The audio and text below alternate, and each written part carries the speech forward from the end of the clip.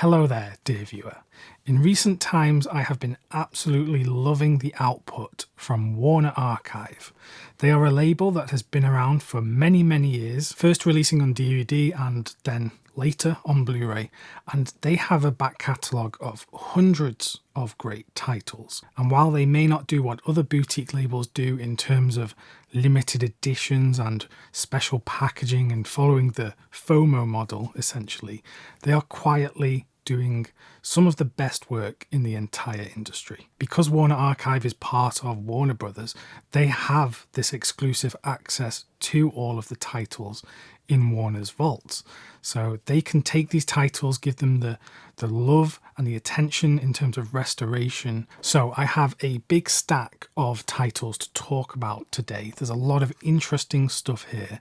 So if any of these take your fancy, I'll include some purchasing links in the description of this video, which if you use, they help support this channel at no additional cost to you. So thank you very much if you do that. Something that's very important to note about Warner Archive is that, as far as I'm aware, none of their Blu-ray discs are region locked. So no matter where you are in the world, if you can import them, you will be able to play them on your Blu-ray players, which I think is a great thing. To kick today's discussion off, we have not one but two titles from the great Francis Ford Coppola, who is in conversation at the moment because his latest film, Megalopolis, which he self-financed, was just shown at Cannes Film Festival to some very divided opinions from audiences.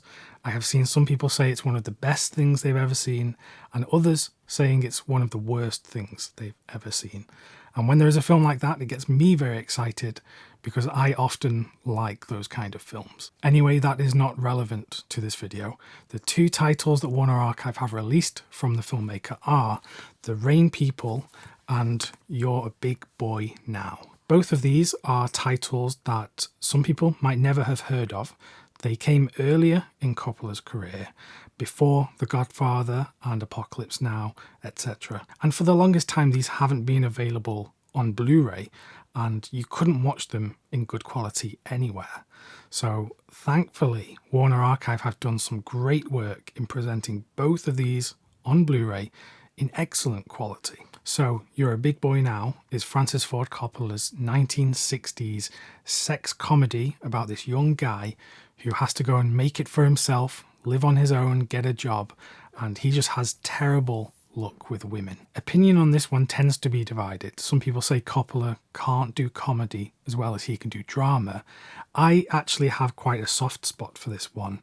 It is almost like a prototype of The Graduate, which would come, I think, a year later or a couple of years later than this film. And it is heavily inspired by the French New Wave in terms of its editing and use of music, etc. So it's great to see this early work from the master come to a Blu-ray disc. Whether you like the film or not, I think it's just important to have this readily available. And they've done a great job, Warner Archive. Unfortunately, no special features beyond the original trailer. And then we have The Rain People from 1969. You've got Shirley Knight, Robert Duvall and James Caan in this drama that is so well put together, and you can see the seeds of what Coppola would do in the 1970s, just a few years after this one. The story follows this pregnant woman who feels trapped in this relationship with her husband. So one day she just leaves and she ends up meeting these men along the way, and it's this very complicated look at relationships and family and the interactions between people, which might sound very generic in the way I'm describing it, but the film certainly is not that. The film is shot beautifully and it has that 1970s feel, even though it is a film from '69. And that's probably because Coppola himself was such an integral part of creating that feeling, that aesthetic of what became 1970s Americana in cinema. So it's great to finally have this on Blu-ray. No special features on here, unfortunately, but I'm just so happy to have the film itself, and great work from Warner Archive. Then we have something that I was very happy to see come to Blu-ray. It's Devil's Doorway. This is the Anthony Mann Western that is spectacular. It stars Robert Taylor as this Civil War hero who, after the war, he wants to settle down, have his own land, and just live a good life. But because he is a Native American, they don't have any rights at this particular time that the film is set. So this is one of the original Westerns that is sympathetic to, Native American people and the rights and the injustice that was done to these people, particularly during the time that Westerns are set. This was Anthony Mann's first Western film after working in film noir and detective stories and crime stuff. So he was kind of new to the genre, but he arrives with all of that technique and just mastery that he had developed in his earlier years. And of course, after this, he would go on to make some of the greatest Westerns of all time. Now, I'm hoping that because of the great work that Warner have done in presenting this in absolutely incredible quality, that this film will get a bit of a reappraisal and more people will get talking about this, because I think it deserves to be talked about as highly as Winchester 73 and The Far Country and Man of the West, etc. So another great presentation of a film that was sorely needed on Blu-ray from Warner. On the special features, you get some of the cartoons from the Warner Vault and you get the trailer. So highly recommend getting this film. Then we come to The Nun's Story, Fred Zinnemann's film starring Audrey Hepburn, which follows this young woman, the daughter of a well-renowned doctor, who decides that she wants to leave her life behind and become a nun. We follow her journey from the initial trials that she has to go through to become a fully fledged nun. And then we later see her travel around the world, helping people in the Congo. And then finally we see the film set during World War II. And it's throughout all these periods in her life that we see her struggle with the decision she has made to become a nun. It's my personal opinion that this is Audrey Hepburn's best performance of her entire career. And I really hope now more people will give this film a shot, because it is excellent. The film is long at 2.5 hours, and I've seen some people say that the film is very slow. Now, this isn't slow cinema with a capital S, but the film does take its time. But I think that is intentional, and I think it really does aid, what is going on here in terms of the story and the themes. And importantly, right up until the last shot in the film, this film doesn't make judgment on its characters and their decisions. It doesn't cast a judgment about the church, about being a nun, about religion.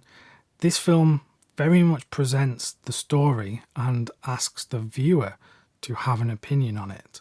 And I've checked out reviews on Letterboxd, and some people see this film as a very anti-religious, almost atheistic story, and others see it as a very devout Christian Catholic story. And I think that is excellent, because a trap that many filmmakers fall into, especially modern filmmakers, they cast judgment on their characters and their situations, and they tell the viewer to think a certain way about what is going on screen, which often leads to a film that feels very one-sided and didactic and preachy and condescending.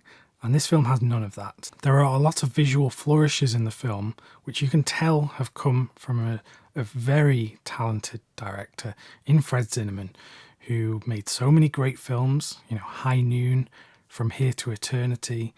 And he was one of those important filmmakers who came from Europe in the early 20th century to Hollywood and completely influenced and revolutionized what was going on there. So hopefully people can take this recommendation from me. I wholeheartedly think this is a great film, and I hope more people will see it. Then we come to not a film, but a television series. This is Cult 45, the classic Western television series, which Warner Archive have brought to Blu-ray all 3 seasons. There's so much here, and I've been having a great time with this. There's almost 2,000 minutes of content here, so I haven't watched it all. I've almost finished all of season 1, and I've been loving it. These are half-hour episodes, stories set in the West. It looks stunning because, You know, this was all shot on film. Obviously, this was way before video and other formats came about. So the series always had this potential to look incredible, and the work the Warner Archive have done is just absolutely perfect. They went back to the original camera negatives, scanned in 4K, and it looks as good as any other 4K restoration of a film that had been done from the same period. This may not be something that is for everyone, but if you are a fan of the Western genre, then this is essential stuff. Also, it's great for me because when I don't have the time or the attention to watch a 2-hour movie, I can just put one episode on and just have a great time for half an hour. So I'm so happy that Warner have done this and released it, and I hope they go back and do more of these classic television series, because this is just great, great work. Then we come to William Wyler's Friendly Persuasion, starring Gary Cooper and the first performance, I think, from Anthony Perkins. This won the Palme d'Or at Cannes Film Festival when it came out in the 1950s. And this is a story set during the American Civil War that follows this Quaker family who are pacifists. They are against any sort of violence and conflict. But the nature of the Civil War and the kind of tensions at the time really do have them questioning their own pacifist beliefs. It's a film that some people say hasn't aged that well because conflict is the integral part of drama, and this film actually doesn't have too much conflict. There is, of course, the conflict within the characters having to stick with their pacifist beliefs, but for most of the film there actually isn't that much conflict, which I don't think is a bad thing. I actually think that this film is doing, in some ways, some very experimental stuff for the time in that regard. I also just find it a very easy watch. I can sit back, watch the beautiful colour picture. Most of the film is set at this beautiful house, this ranch with all of this land around. And a lot of it is shot outdoors, which I really admire because those sequences look beautiful. I also really like the music from Dmitri Tiomkin, and it just really aids the feel of the film. And I think this is one that needs some kind of reappraisal. I think it's a great film, and William Wyler is another of those great American directors who was so talented, and he made so many great films in his career. So please do check this one out. Then we come to The Little Drummer Girl, starring Diane Keaton, directed by George Roy Hill. This is based off the very famous John le Carré novel, and this is perhaps a film that is quite relevant today, and that's because this film is set in the Israel-Palestine conflict, which of course it's in the news today, but this has been going on for a very long time, and there have been lots of films and stories about the conflict. Here, Diane Keaton plays this actress who is caught between both sides, and it is a almost spy espionage thriller that is looking at how someone can be sort of between two sides of a conflict. There are a lot of things I do like about this film, but I do struggle with Diane Keaton in this main role. I don't think that is the perfect casting for this particular story and this character. And I think many people have agreed in reviews and criticisms of this film. Maybe I'll think differently when I watch this again in the future, but those are my current thoughts on The Little Drummer Girl.